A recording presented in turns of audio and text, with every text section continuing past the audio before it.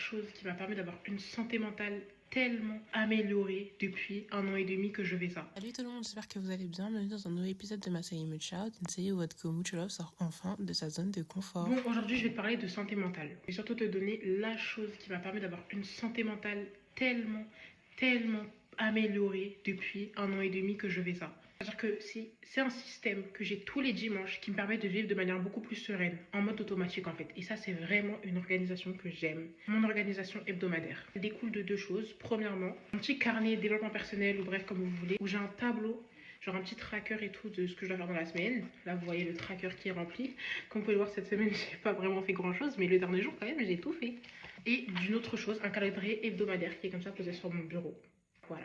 Déjà, je vais parler de mon tableau. C'est la nouveauté cette année. L'année dernière, je ne le faisais pas. L'année dernière, je savais ce que je devais faire dans la semaine, mais j'arrivais pas à être bien organisée dans ma tête. Du coup, ça m'aide. Tu vois, cette année, moi, j'ai des objectifs. Tu les connais. C'est les fondations de mes vidéos. C'est santé mentale, santé physique, les cours, la foi et les réseaux sociaux. C'est déjà les vidéos que je poste. Et du coup, toutes les variables de mon tableau, elles parlent de ces fondations-là. C'est un petit tracker que je remplis avant d'aller dormir où je m'assure d'avoir fait ce que je devais faire dans la journée.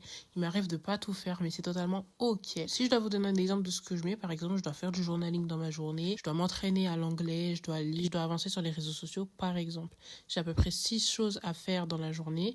Et ensuite, il y a les objectifs hebdomadaires où, par exemple, il y a aller à la salle, il y a faire des activités qui n'ont rien à voir avec mes objectifs ou avec les autres ou avec bref, juste pour me faire plaisir tel que jouer à la play ou faire du crochet ou whatever. Je dois aussi écouter des podcasts sur la foi ou sur la culture, etc. Bref, l'organisation qui me permet de tous les soirs voir où j'en suis parce que j'ai dit que cette année j'allais vraiment poursuivre mes objectifs. L'année dernière aussi j'avais des objectifs mais honnêtement je les ai pas du tout atteints parce que j'avais aucune organisation, en tout cas très peu. Là j'ai une organisation optimale qui me permet de voir qu'est-ce que je dois améliorer pour la semaine d'après. Ensuite la deuxième partie c'est un truc que j'avais déjà l'année dernière, c'est le calendrier hebdomadaire. Un calendrier qui retrouve tous les jours de la semaine avec toutes les choses que je dois faire.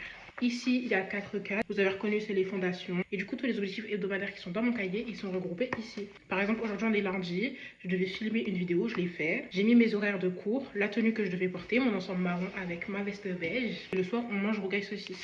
Et demain, par exemple, je dois poster une vidéo. Je dois filmer une vidéo. Je dois commencer le montage de la vidéo que j'ai filmée la veille. J'ai mes horaires de cours aussi. J'ai mis mon outfit. Je dois aller à la salle ce jour-là. J'ai 6 heures de pause, donc c'est pour ça que j'ai beaucoup de choses à faire. On mange poulet, pâtes, salade.